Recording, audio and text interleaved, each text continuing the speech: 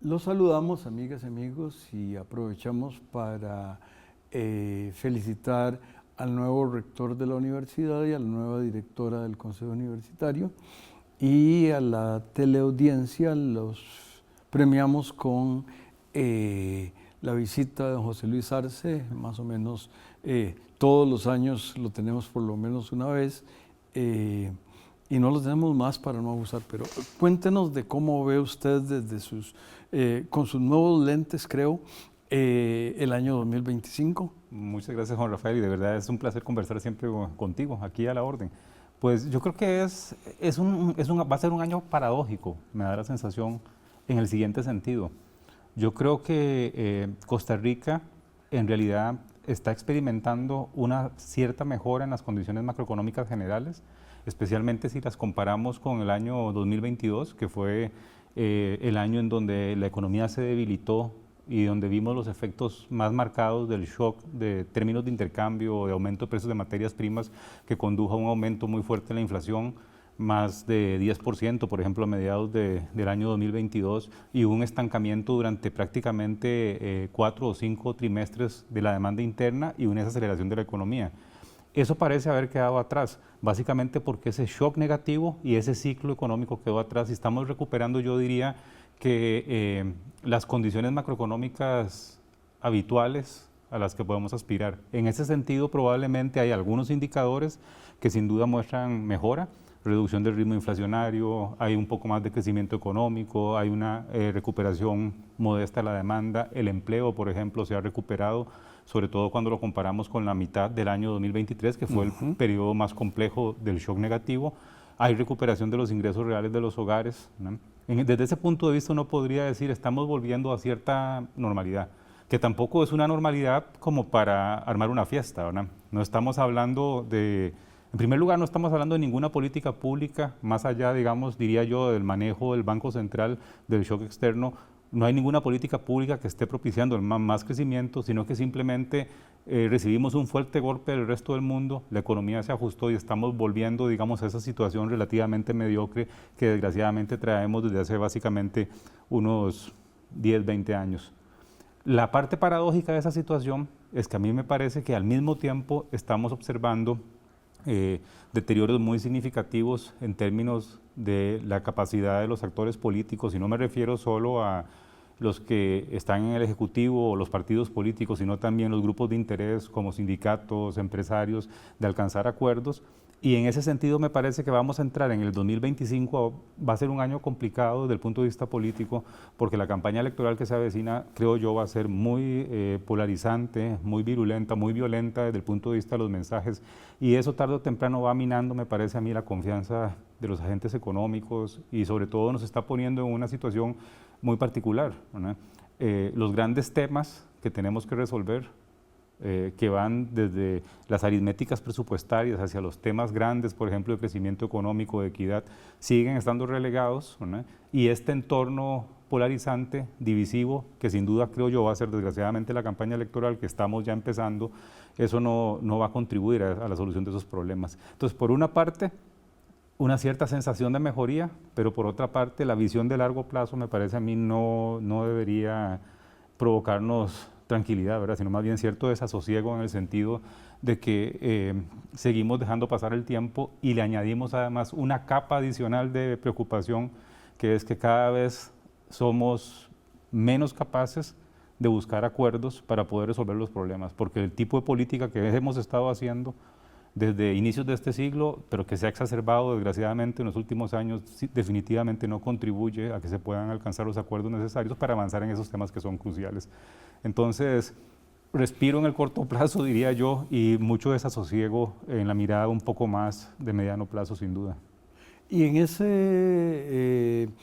visión de largo plazo, el año pasado, el antepasado, ya perdí la secuencia con el cambio de año, Mi maestro, don Eduardo Lizano, nos regaló su óptica de largo plazo, cómo debería ser el país en 2050 o cómo alcanzar con metas muy creativas. 2050, cuando Eduardo y yo me imagino que no estaremos, lo cual no hace ninguna diferencia. En el denominador hay 2 menos, por lo menos. Pero me parece que si uno revisa, y el principio de año puede ser un buen punto para revisar, encuentra que no, que más o menos en las cosas que él propuso, y tal vez la más obvia, él hablaba de un crecimiento del 6%, entonces 4,5, no está mal, 3 y tanto, pero con respecto a 6, se quedó a la mitad, y así, entonces, más lo que usted dice, que estaba entre líneas en las otras cosas que don Eduardo decía. Sí, no, definitivamente. Yo creo que hay muchos retos. Uno de ellos es el crecimiento sostenido, ¿verdad? Fuimos muy exitosos en los años 90, finales de los 80, inicios de los 90, en crear, digamos, una cierta estructura de política pública para favorecer el desarrollo de actividades vinculadas al resto del mundo, digamos. Y en eso, sin duda, hemos sido exitosos, y yo creo que nadie, por más mezquino que sea, no debe dejar de reconocer que sin duda ese ha sido un componente dinámico de la economía y que ha ayudado un poco a mover, digamos, esa carreta de la actividad económica y del ingreso en el corto plazo. Pero lo que no hicimos, desgraciadamente, yo creo un poco por prejuicios ideológicos, un poco porque las políticas públicas que llevaron a la crisis de los 80 nos dejaron un tanto curados, un poco preocupados por ese tipo de políticas cuando son mal diseñadas, es que se nos olvidó que también deberíamos haber tomado medidas para poder crecer 6% en el resto de la economía, ¿verdad?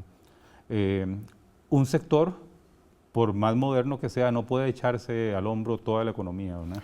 Pero es necesario productividad en la otra parte, y es donde no hemos hecho nada. José Luis, el canal nos dice que no podemos hablar más en este segmento.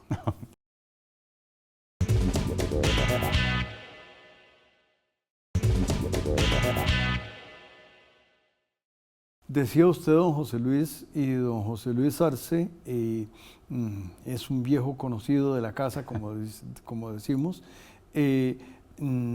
Fue un profesor del posgrado al que los estudiantes, cuando yo era director, lo tenían en muy alta estima, y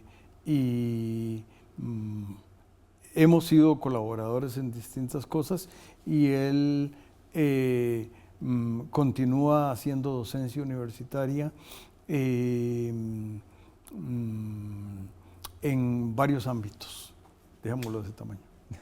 No, como te decía, Juan Rafael, para poder crecer más tenemos que hacer un poco lo que hicimos con los sectores exportadores en los años 80 y los 90, es encontrar, creo yo, ciertas estrategias de desarrollo que promuevan productividad.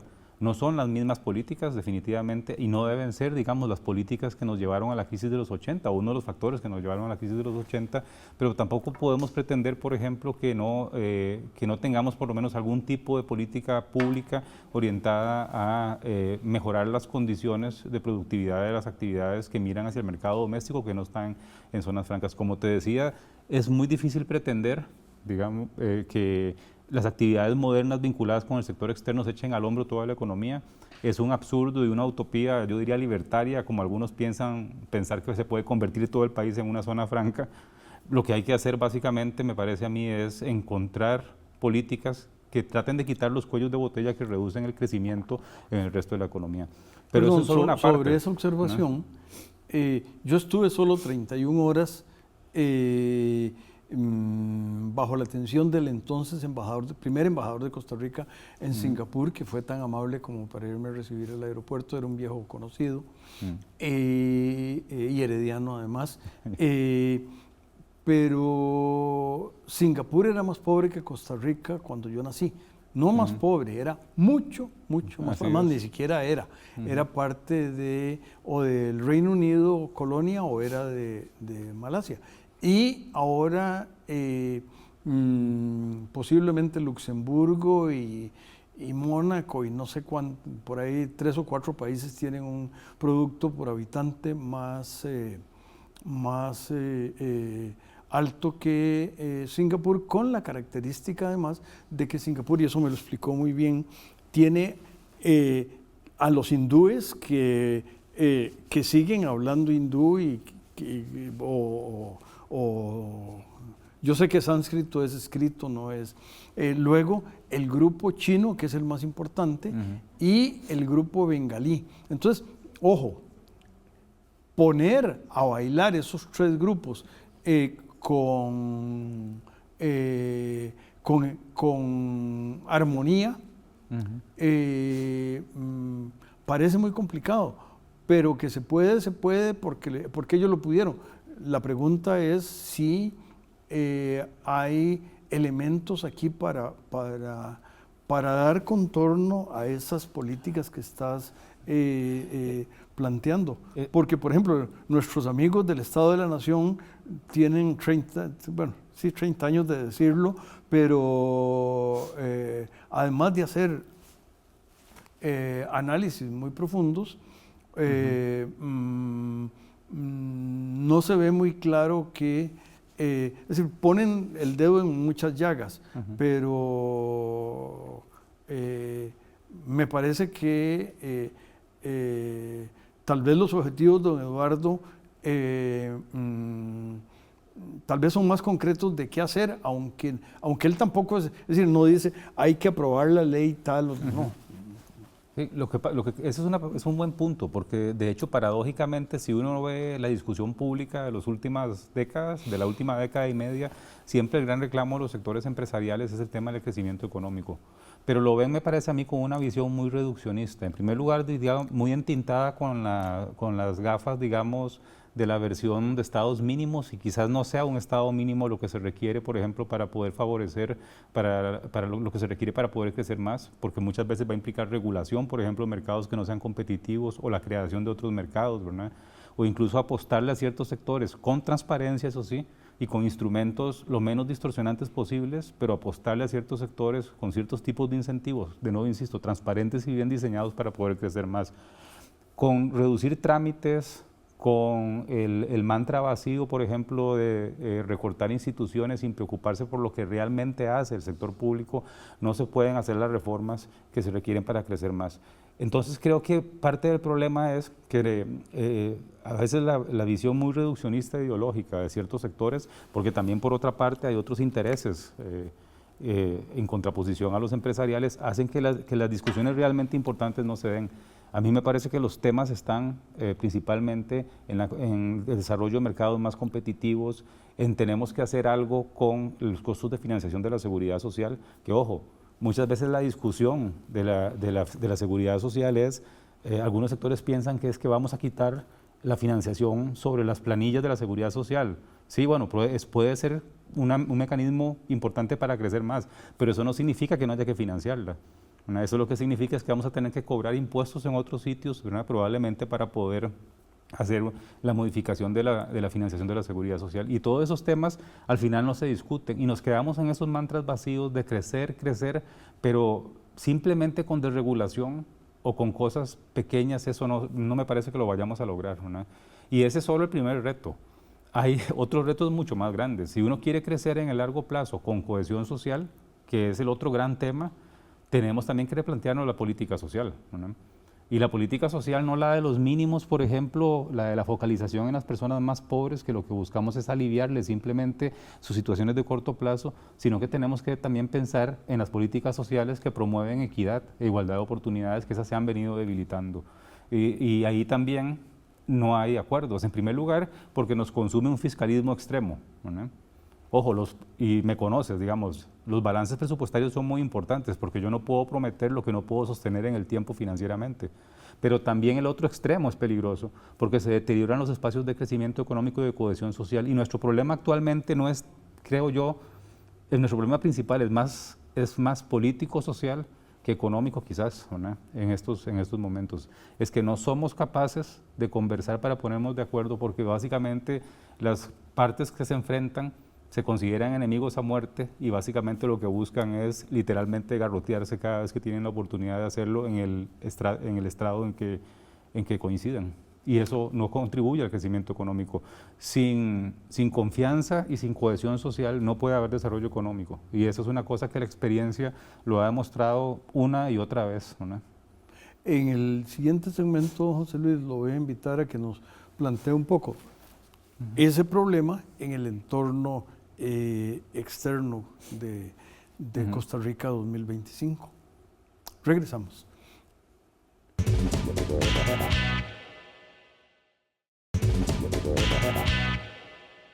Continuamos y una promesa es deuda. Le habíamos pedido a don José Luis que nos hable un poquito del entorno internacional y por favor. Ese es otro ámbito en donde de nuevo hay también muchos claros y oscuros, ¿no? Por una parte, el año pasado, 2024, y este año se perfilan como relativamente favorables para una economía pequeña y abierta como la costarricense. Vamos a ver, los escenarios apuntan a que los precios de las materias primas van a estar estables o decreciendo en algunos casos. En el caso, por ejemplo, de los hidrocarburos, un poco la expectativa de mediano plazo es que los precios van a ir declinando por debajo de los niveles actuales, probablemente acercándose a los 70, 65 dólares por barril, lo cual es una buena noticia para países como Costa Rica, que no producimos materias primas y que importamos más materias primas de las que exportamos. Esa es una buena noticia. Eso reduce la presión inflacionaria, tiende a ser un elemento que acelera el gasto interno y recupera el ingreso real de las familias. Por otra parte, el crecimiento de Estados Unidos pareciera que por lo menos los próximos 12, 24 meses va a seguir siendo favorable, un poco por el impulso, digamos, de la recuperación de la economía global y también en alguna medida ciertas políticas que se implementaron los años anteriores en ciertos sectores.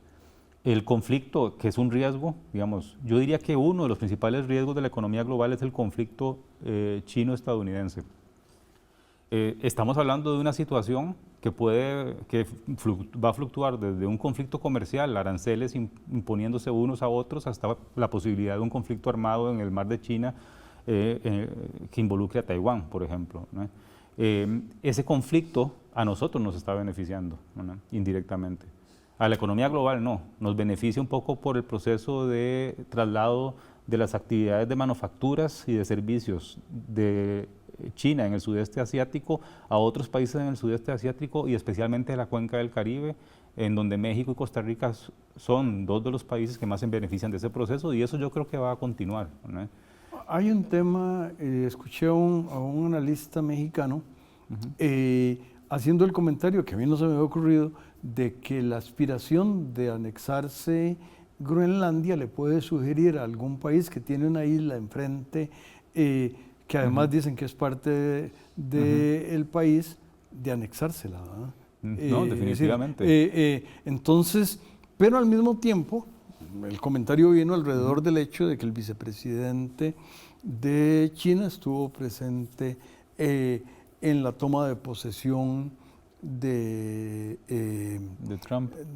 Eso, y que estuvo Joe Biden, que creo que es un presidente mal comprendido y él ayudó, entre otras, como es mayor que yo, puedo decirlo, se le traba más la lengua que a mí, o en algunos debates. Yo no participo en debates, entonces, pero me parece que en la óptica creo que hizo una serie de buena gestión. No, yo creo que sí, digamos, vivimos en épocas de posverdad, ¿verdad? Entonces, para empezar, es extremadamente revelador de esta situación, por ejemplo, cuando uno veía en los Estados Unidos que si se le preguntaba a un republicano cómo estaba la economía, la situación era tenebrosa, de mala, ¿verdad? Y si se le preguntaba, por ejemplo, a un demócrata, la situación era muy favorable. La realidad era que la economía estadounidense en realidad estaba funcionando y estaba mostrando un desempeño realmente extraordinario, ¿verdad? Y apenas se da la elección que iba a ocurrir nunca ocurrió. No, nunca ocurrió, exactamente. Y no iba a ocurrir en realidad. Y una cosa muy interesante, apenas pasa el 5 de noviembre y cambia la elección, las percepciones se modificaron totalmente. Los republicanos incluso el 6 de noviembre ya empezaban a ver la economía repuntando producto de su éxito electoral y los demócratas empezaban a ver el mundo muy oscuro. Entonces, las percepciones, y eso pasa aquí, por cierto, ¿verdad? Las percepciones en este mundo de burbujas y de autoconstrucción de realidades es muy complicado manejarlo. La realidad en alguna medida, por lo menos lo que los datos decían, es que la economía estadounidense estaba creciendo bien. El proteccionismo en alguna medida tecnológico no es bueno para la economía global, estamos claros de eso, pero en el corto plazo para la economía estadounidense y para las economías que estén muy vinculadas a la estadounidense, esa recomposición de la distribución de la producción industrial y de servicios global va a favorecer a la economía estadounidense, al mundo lo va a desacelerar quizás un poco y va a provocar un poco más de inflación. Ahora, la otra parte preocupante es, y de nuevo aquí entramos en el entorno de lo político, ¿verdad? La realidad es que la nueva administración del presidente Trump es un riesgo muy grande para el mundo, ¿verdad? Y aunque algunos sectores generalmente tienden a pensar que se trata de los republicanos y que los republicanos son buenos, por ejemplo, para crear incentivos para el crecimiento económico, yo creo que se parte de una premisa que en primer lugar es falsa. Esto no es un gobierno republicano, ¿verdad? Esto es otra cosa muy diferente, ¿verdad? Es básicamente un populismo autocrático rayando en fascismo, ¿verdad? Y eso va a afectar las instituciones estadounidenses. Es decir, generalmente confiamos demasiado, y esto es algo que debería también permitir ponernos las barbas en remojo domésticamente, ¿verdad? Las instituciones soportan en general, ¿verdad? Pero especialmente muchas veces el espejismo de las mayorías electorales, también el hecho de que las personas van cediendo y las personas van cambiando en los puestos que dirigen las instituciones, que es el caso de los Estados Unidos, por ejemplo, en esta segunda administración de Donald Trump, van minando los valores de las instituciones y eso puede tener efectos muy graves, ¿verdad? En el mediano y largo plazo, ¿verdad? Entonces yo no sería tan optimista en general. Puede ser que en el corto plazo la bolsa repunte, algunos sectores muy específicos, como vimos en el traspaso de poderes del presidente Trump estos días, estén muy felices en el corto plazo, pero tarde o temprano ese sustrato que hace que el capitalismo, digamos, liberal y sobre todo las democracias liberales arrojen buenos resultados económicos y ojalá con buenas políticas, buenos resultados sociales, eso se está debilitando en Estados Unidos y en el resto del mundo y yo creo que eso no nos anticipa desgraciadamente, y no quisiera ser un ave de mal agüero, pero yo creo que no nos va a anticipar en el futuro cercano buenos resultados a nivel global y ahí va a haber un riesgo muy grande para economías pequeñas y abiertas. Y creo que el nearshoring no se aprovechó suficiente, creo que faltó en políticas públicas el que se pusieran, por ejemplo, si doña Anabel González hubiera sido la ministra, yo creo que otro mundo hubiera ocurrido. En ese sentido, muchas veces nuestras políticas públicas son muy pasivas. Es algo que no sucede solo en comercio exterior. Si uno se fija, por ejemplo, casi siempre vivimos un poco con políticas públicas muy atrasadas en el tiempo, en muchos ámbitos, y también muy poco reactivas. Pero yo creo que esa es parte de lo importante que tenemos que tener hacia adelante. Tenemos que tener tomadores de decisiones y actores políticos que tengan más los pies en la tierra, ¿verdad? Y sobre todo que se preocupen menos por las ganancias electorales de corto plazo que muchas veces se pueden obtener discutiendo y peleando, pero si uno quiere construir políticas públicas de largo plazo no puede pelearse con todo el mundo. Tiene que llamarlos a la mesa y crear confianza. Y no nos pelearemos con el tiempo que nos invita a decirle a la teleaudiencia que se quede con los espléndidos programas de 15 UCR. Muchas gracias, don José Luis. Gracias a ustedes.